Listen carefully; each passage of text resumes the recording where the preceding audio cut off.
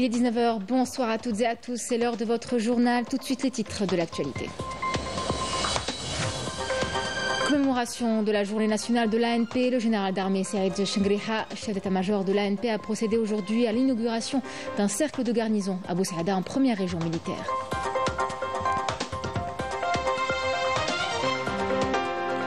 Implication de 3 candidats dans des affaires de corruption dans le processus de collecte des signatures individuelles.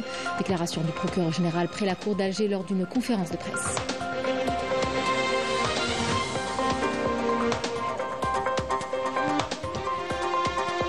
Validation hier par la Cour constitutionnelle de 3 candidats pour l'élection présidentielle du 7 septembre prochain. Leur portrait dans quelques instants.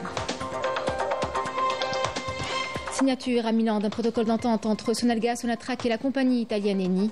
Il s'agit de mener ensemble des études de faisabilité sur un projet d'interconnexion des réseaux électriques entre l'Algérie et l'Italie.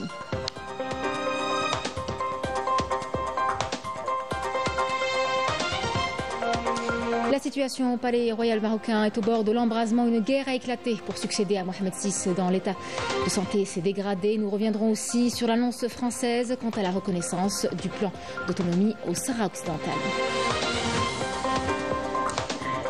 Mesdames, Messieurs, bienvenue à vous. Dans le cadre des activités de commémoration de la journée nationale de l'armée nationale populaire, le général d'armée Saïd Chengriha, chef d'état-major de l'ANP, a procédé aujourd'hui à l'inauguration d'un cercle de garnison à Bou Saada en première région militaire. L'inauguration de cet établissement hôtelier traduit l'importance accordée par le haut commandement de l'ANP au suivi à l'inspection des différents projets d'infrastructure, un caractère social dont s'est doté l'ANP ces dernières années. Était présent pour la circonstance le commandant de la première région militaire, le contrôleur général de l'armée, le directeur central des infrastructures militaires ainsi que les directeurs centraux du ministère de la Défense nationale et de l'état-major de l'ANP. À cette occasion, le général d'armée a supervisé un exposé détaillé sur les différentes commodités et prestations fournies par le cercle personnel des unités militaires déployées dans cette région. À l'issue, le général d'armée a visité les composantes de ce cercle et a reçu des explications exhaustives sur les services offerts et les commodités dont dispose cette infrastructure hôtelière. À ce titre, le général d'armée a donné des instructions et des orientations aux cadres et personnels de cet établissement sur la nécessité de veiller à son entretien, à fournir des services de qualité à la hauteur des attentions des personnels bénéficiaires. Au terme de cette visite, le général d'armée a rencontré des personnels et cadres de ce nouveau cercle de garnison et leur a adressé les félicitations pour cette importante réalisation avant de signer le livre d'or du cercle.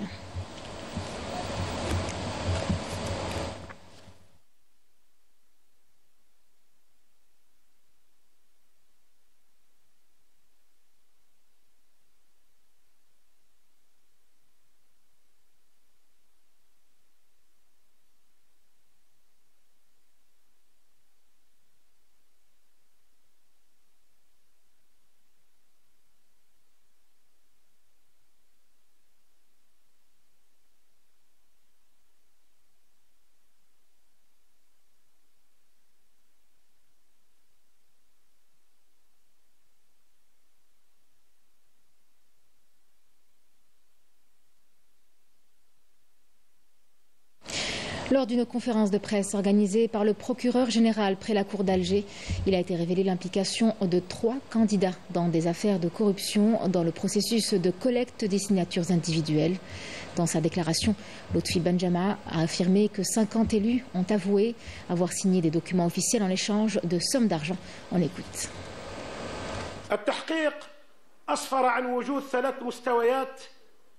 Pour ce qui est de la première catégorie, l'enquête a révélé, après l'audition de plus de 50 personnes en qualité d'élus, sur procès verbal devant ces services d'enquête où ils ont déclaré que la plupart d'entre eux ont reconnu explicitement avoir reçu des sommes d'argent oscillant entre 20 000 dinars et 30 000 dinars. La deuxième catégorie est la liste des intermédiaires qui ont recouru à la collecte et à l'acheminement de ces fonds entre élus de la première catégorie et les candidats aux élections. 10 intermédiaires ont été auditionnés et la plupart d'entre eux ont reconnu s'être malheureusement livrés à ces pratiques inacceptables. La troisième catégorie, les résultats préliminaires ont révélé qu'il s'agit de 3 personnes ayant postulé à la candidature à l'élection présidentielle.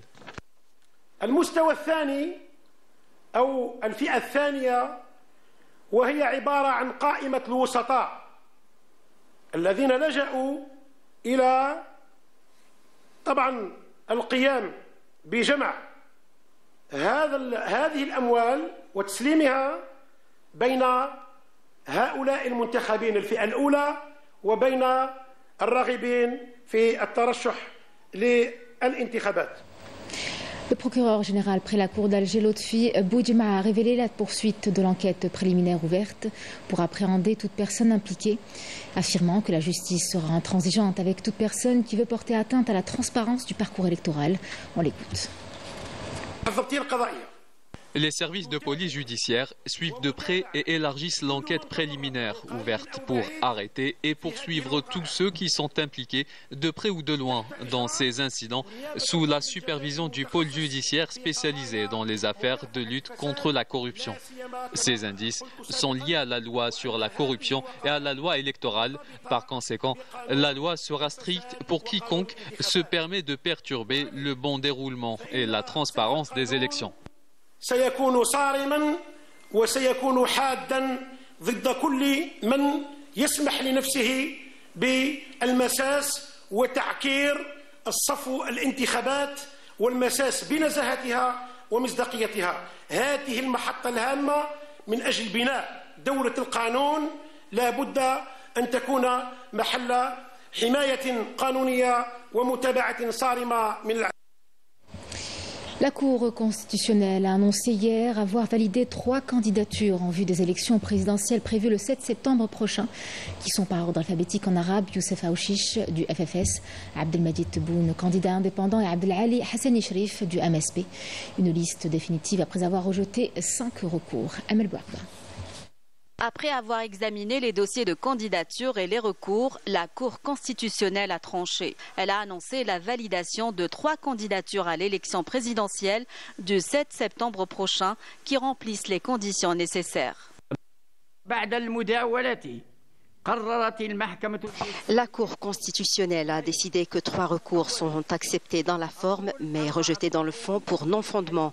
Le 4e recours sera rejeté dans la forme et le fond pour n'avoir pas été soumis dans le délai légal.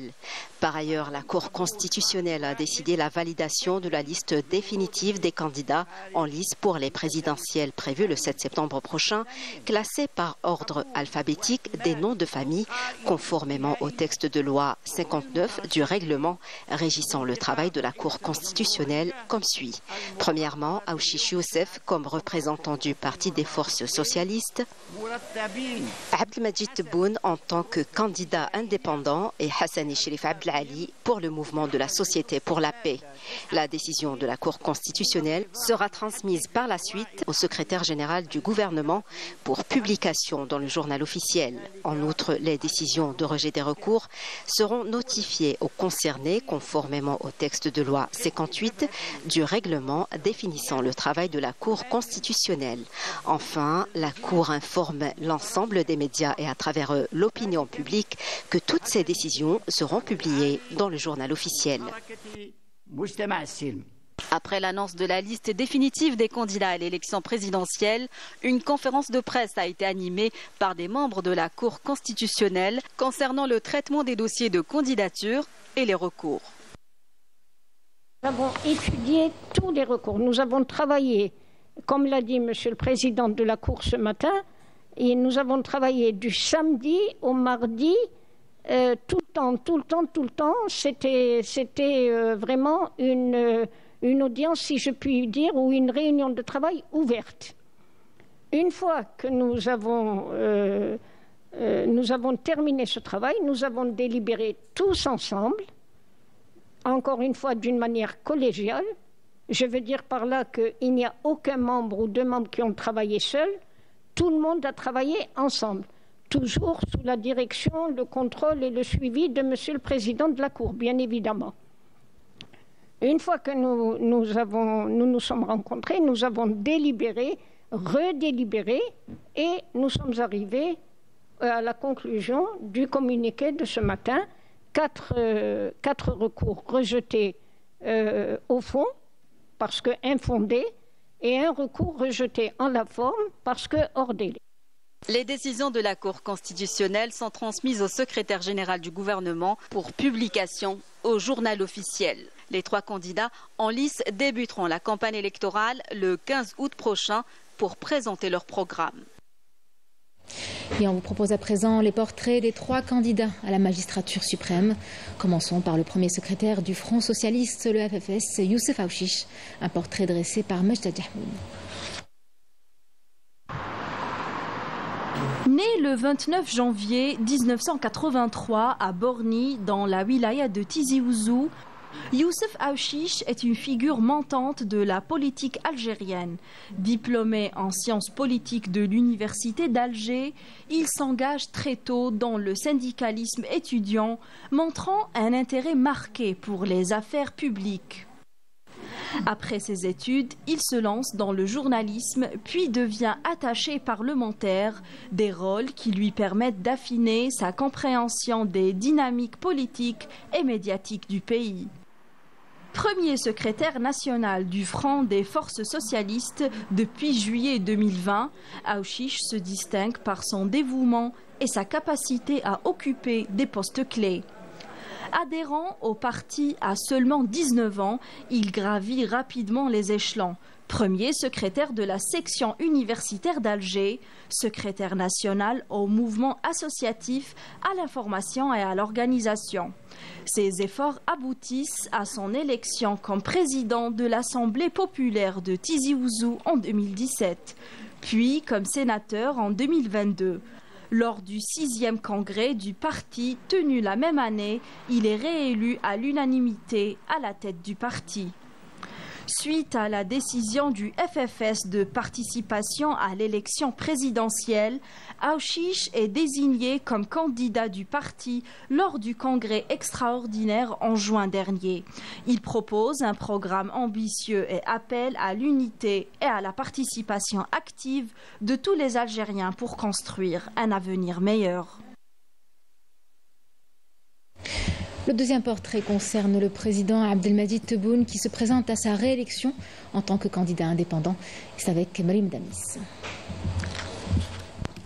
Abdelmadjid Tebboune, le président actuel de la République algérienne, démocratique et populaire, candidat indépendant pour un second mandat présidentiel, a su dépasser les charges politiques traditionnelles pour forger un modèle de gouvernance innovant et distinctif. Tebboune incarne une quête de modernité tout en restant ancré dans les valeurs fondamentales de la nation. Né le 17 novembre 1945 à Mechriya, dans la wilaya de Naama, Abdelmadjid Tebboune n'est pas un novice en politique. Diplômé de l'École nationale d'administration, il a entamé sa carrière dans les années 70 dans l'administration locale. Il a occupé à plusieurs reprises les postes de secrétaire général et de wali dans différentes wilayas, où il a laissé une empreinte durable grâce à ses efforts reconnus par les administrés. Abdelmadjid Tebboune a occupé plusieurs postes ministériels, notamment en tant que ministre des collectivités locales, de la communication, du commerce et de l'habitat. À la tête de ce dernier, il a lancé d'importants programmes de logement sous diverses formules, notamment le programme AADL, devenu un modèle de réussite. En 2017, après sa nomination en tant que Premier ministre, ses déclarations sur la nécessité de séparer l'argent de la politique ont provoqué une grande polémique. Des propos considérés comme audacieux et visant à réformer le système en profondeur. Tebboune s'est imposé comme un leader déterminé à défendre l'intérêt national. À une période où l'Algérie était au bord de l'effondrement et faisait face au mécontentement populaire et à la corruption qui l'a gangréné, le choix s'est porté sur Abdelmadjid Tebboune, élu en 2019 grâce au mouvement populaire béni du Hirak. Durant son mandat, il a lancé plusieurs chantiers, à commencer par la révision de la Constitution, la lutte contre la corruption et les corrompus, allant jusqu'à récupérer des milliards de dollars détournés. Il a établi une économie solide malgré une crise économique mondiale, des tensions géopolitiques complexes et la pandémie de Covid-19. Les revenus de l'Algérie ont connu une tendance haussière, marquant la première augmentation depuis l'indépendance. Sous la présidence de Tebboune, l'Algérie a illustré ce que des millions de citoyens espéraient, la possibilité de développer un modèle économique basé sur le lancement d'importants projets industriels et agricoles. L'Algérie est devenue la 3e plus grande puissance économique d'Afrique. Les acquis réalisés sont une véritable victoire pour le peuple qui a renforcé les liens avec son président. Un président qui a toujours su communiquer à travers un langage simple et spontané, mais aussi grâce à des rencontres périodiques avec la presse. Une cohésion avec le peuple qui a déplu à plus d'un en étant la cible de plusieurs actions tentant de torpiller ses efforts, mais elles sont restées vaines. Abdelmajid Tebboune a pu redonner à l'Algérie la place qui lui sied parmi les nations. Le troisième candidat à la présidentielle est le président du MSP, le mouvement de la Société pour la paix. Abdelali Hassani Sharif, Walid Yousfi nous dresse son portrait. Regardez. À la tête du mouvement de la Société pour la paix depuis l'année dernière, Abdelali Hassani Sharif postule aujourd'hui à la magistrature suprême du pays. Né en 1966 à Magara, dans la wilaya de Msila, il est issu d'une famille de moudjahidines. Titulaire d'un diplôme d'ingénieur d'État en génie civil en 1992 et d'une licence en sciences juridiques et droit administratif obtenue en 2004, son engagement et son militantisme au sein de la communauté universitaire dans les années 80 et 90 ont marqué les débuts de sa carrière politique. Il a été membre de l'Assemblée populaire de Wilaya de Msila de 2002 à 2007. Il occupera par la suite des fonctions diverses, notamment celle de vice-président de l'Assemblée populaire nationale entre 2007 et 2012. Il dirigera le service de l'organisation et de la numérisation du MSP au niveau national entre 2013 et 2023, avant de prendre la tête du mouvement en mars dernier. Abdelali Hassani Sharif se distingue par son approche du dialogue comme outil de résolution des crises.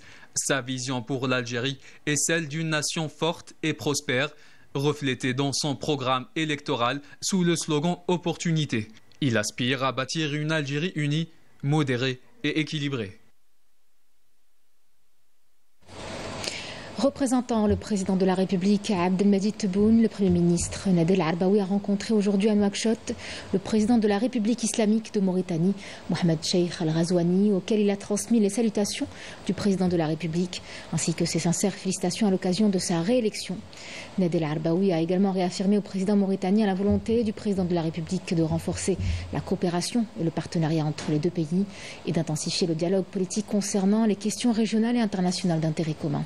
De son côté, le président mauritanien a exprimé sa profonde reconnaissance au président de la République pour la participation de l'Algérie à la cérémonie de son investiture à la tête de la République islamique de Mauritanie. En marge de sa participation en qualité de représentant du président de la République à la cérémonie d'investiture du président de la République islamique de Mauritanie à Nouakchott, le Premier ministre Nadel Arbaoui a rencontré également le président de la République arabe sahraoui démocratique, Brahim Ghali, qui a adressé les vifs remerciements et la profonde reconnaissance des dirigeants du gouvernement et du peuple de la République arabe sahraoui démocratique au président de la République, Abdelmajid Tebboune, pour son soutien fort et constant au peuple sahraoui et à sa juste cause, ainsi que pour les efforts soutenus consentis par l'Algérie, notamment au Conseil de sécurité, en accord avec les principes et idéaux de la glorieuse révolution du 1er novembre 1954. Je vous le disais en titre, Sonalgaz, Sonatrach a signé à Milan un protocole d'entente avec la compagnie italienne Eni. Cet accord établit un cadre général et les bases pour que les parties concernées mènent ensemble des études de faisabilité sur un projet d'interconnexion des réseaux électriques entre l'Algérie et l'Italie. Ahmed Khaireddin et Mariam Damis. À travers la signature de cet accord, le partenariat algéro-italien franchit un nouveau pas. En effet, les trois géants de l'énergie, Sonalgaz, Sonatrach et la compagnie italienne Eni, ont signé un protocole d'entente pour mener conjointement les études de faisabilité de l'ambitieux projet d'interconnexion électrique entre l'Algérie et l'Italie à travers la mise en place d'un câble sous-marin reliant les réseaux électriques des deux pays. Suite à ce protocole, nous allons étudier l'aspect technique, économique et environnemental. Ce projet nous permettra d'exporter l'électricité. Le partenariat entre Sonatrach et Eni est historique. Donc, on a l'habitude de travailler ensemble. On travaille très bien ensemble. On a fait pas mal de projets. Et l'Algérie était cruciale pendant la crise énergétique italienne et européenne. Elle est devenue le plus important contributeur pour le gaz pour l'Italie et continuer à le être. Il faut investir, on est en train d'investir ensemble et maintenant avec ce projet, il y aura aussi des investissements très importants sur la partie renouvelable et la partie électrique.